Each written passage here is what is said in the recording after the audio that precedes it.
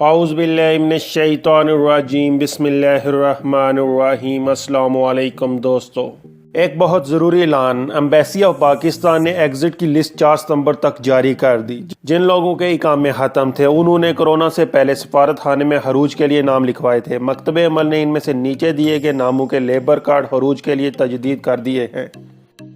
جن لوگوں کے نام اس لسٹ میں ہیں وہ ویڈیو کی ڈسکرپشن میں موجود لنک سے ان صفحات کو ڈاؤن لوڈ کریں اور ان کو پرنٹ کر لیں۔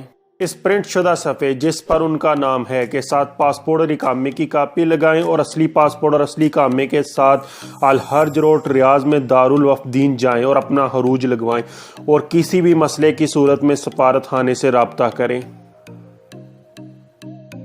تو آپ سب دوستوں کا بہت بہت شکریہ دوستوں، ملتے ہیں کسی نئی ویڈیو میں، تب تک دیں اجازت، اللہ حافظ۔